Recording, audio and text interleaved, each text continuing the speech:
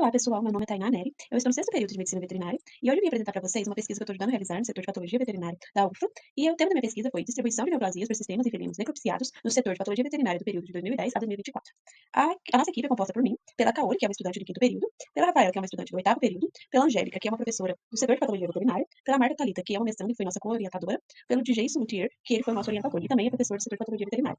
Em relação ao tema do ciclo desse ano, eu fui pesquisar para ver qual ODS no trabalho encaixaria melhor, e eu vi que é o DS3, que é sobre bem-estar. No caso, seria sobre bem-estar de animais. Para instigar um pouco a curiosidade, eu iniciei fazendo uma pergunta. Você já parou para pensar que, assim como na medicina humana, né, nos humanos, as neoplasias têm grande importância e preocupação na medicina veterinária, e principalmente, né, em felinos? E para introduzir o meu trabalho, eu coloquei qual que seria uma definição de neoplasia, que é nada mais que um crescimento anormal de células, no caso, né, no nosso organismo, nos organismos dos animais, que formam tumores ou massas. E também, essas neoplasias podem ser classificadas como malignas, que a gente geralmente escuta como câncer, que pode se espalhar pelo corpo, chamado como metástases, ou benignas, que geralmente não se espalham pelo corpo. E como o tema é sobre felinos, eu coloquei uma imagem representativa sobre algumas regiões que é bem comum ter algumas neoplasias específicas em felinos, que eu vou falar um pouquinho pra frente. E sobre nossos objetivos, a gente quer entender, principalmente, como que é a epidemiologia dessas neoplasias no felinos, como, qual que é a frequência que acontece, qual que é a distribuição, como no tempo, né, que a gente vai falar um pouco pra frente, qual que é o sistema que acomete mais, se está relacionado com a idade, se está relacionado com alguns fatores determinantes, como se o animal ele é castrado ou não, se ele é filhote, adulto ou idoso, e entender um pouco como que funcionou essa distribuição de neoplasias. Resumindo um pouco a metodologia que a gente utilizou, foi um estudo retrospectivo de 2010 a 2024, realizado no setor de patologia veterinária da UFLA,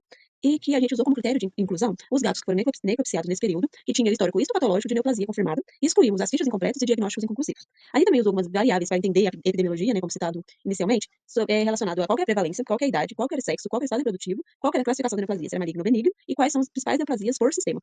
Indo agora para os resultados, que eu considerei mais importante, de casos totais de necrópsia de felinos, tivemos 681, mas confirmado de neoplasia foi 107, que dá em torno de 15,7% do total dos animais. E sobre os resultados relacionados aos sistemas orgânicos, a gente usou como base o livro de Donald Mulden, que fala sobre a classificação de alguns tumores por sistemas, que a gente viu encaixando na nossa pesquisa, 77 das neoplasias eram do sistema hemolinfático, de circulação do corpo, né, relacionado à circulação sanguínea e circulação da linfa. Aí, de acordo com o gráfico, né, depois seguiu com os tumores alimentares, os tumores de pele, os tumores de glândula mamária, de fígado e vesícula biliar, de tumores epiteliais, ósseos, ouvidos e de endócrino. Em relação de qual foram as neoplasias encontradas, a gente teve as principais, sendo os linfoma, né, linfossarcoma, com 73 casos, os carcinomas com 9 casos e o fibrosarcomas com 5 casos. Mas a gente teve uma variação muito grande. E para exemplificar essas neoplasias, eu trouxe umas imagens de algumas necrópsias, né, que foram realizadas, como no caso que eu trouxe agora, que era o fibrosarcoma, de um felino fêmea de 13 anos, sem raça definida, castrada, e aí o fibrosarcoma foi classificado como tumor de mesequimais de pele e de tecidos moles, e sendo maligno. Outro exemplo é de um adenocarcinoma intestinal metastático, que foi num gato felino macho, sem raça definida, no caso ele era não castrado, e essa neoplasia foi classificada como tumor alimentar e maligno.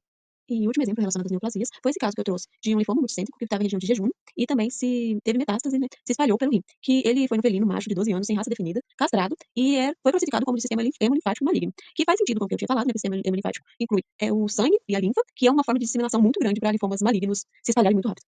Em relação ao comportamento biológico dessas neoplasias, a gente encontrou que 104, que corresponde a 97,2% dos tumores eram malignos, e apenas 3, que corresponde a 2,8%, foram benignos. Em relação ao perfil epidemiológico relacionado à idade, a gente viu que a maioria foi em adultos jovens, que correspondeu a 43,9%, que em número dá 47 casos, em segundo, idosos com 21,5%, que dá 23 casos, e depois seguidos de adultos maduros, com 16,8%, e filhotes. E a gente utilizou uma classificação padrão, né, que ajudou a gente como a gente classificou as idades desses animais. Como exemplo, filhotes foi de 0 a 12 meses, adultos jovens de 3 meses a 6 anos, e assim sucessivamente. Sobre os dados que a gente teve em relação ao sexo, a gente viu que a maioria, mas também não teve muita diferença, era fêmea, com 52,3%, que corresponde a 56 casos, e machos, com 46,7%, compondo 50%, além dos que a gente não teve informações de quais sexo que era, que correspondia a 1%, que foi apenas um caso. Em relação sobre raças, foi encontrado que 98 dos casos era sem raça definida, que correspondia a 91,6%, depois 4 dos casos de persas, corresponde a 3,7%, 3 de siamês e 2 de outras raças, mostrando que a importância também não foi só em gatos sem raças definidas, mas também em gatos com raça. Em relação a estados reprodutivos, foram encontrados 48,6% sendo gatos castrados e 47,7% sendo de gatos não castrados. Relacionado com os resultados da análise temporal por neoplasia por ano, a gente observou picos em 2021, com 16 casos, 2019, com 19 casos, 2018, com 12 casos e 2016, com 11 casos. E também foi observado que em 2012 e 2011 não tivemos nenhum caso confirmado de neoplasia. Então, para ajudar na nossa análise, a gente fez uma média de 4 em 4 anos e a gente viu que, na média de 2015 a 2019, teve 12 casos nessa média, mas, como falado no slide anterior, em 2019 foi o que teve o pico maior de casos. E depois, a segunda média de 2020 e 2024. Agora, finalmente, na conclusão da pesquisa, a gente viu que o sistema mais afetado foi o sistema imunolímfago e a principal neoplasia foi o linfoma. E essas duas informações batem porque o linfoma ele é sempre maligno e sua grande maioria é do sistema imunolímfago. E, em relação aos perfis dos gatos afetados, a gente viu que a idade, a grande maioria foi adultos jovens, o comportamento dos tumores foi, a grande maioria, maligna, que é uma baixa inflamação de linfoma, porque ele é sempre maligno, foi a principal neoplasia que encontramos.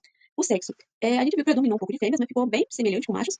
E a raça, a grande maioria foi sem raça definida, que a gente fala como SRD. E para a importância e relevância para a medicina veterinária, esses achados reforçaram que o diagnóstico de linfoma ele é bem importante, porque ele é um tumor maligno e que tem uma proliferação muito rápida, principalmente pela maioria ser de sistema imunolínfático. O estudo dos dados epidemiológicos ajuda também a gente a orientar decisões clínicas e direcionar tratamentos eficazes, e destaca a necessidade de estratégias preventivas de maior atenção e sinais clínicos dos gatos. Estas foram minhas referências, e muito obrigada. E muito obrigada.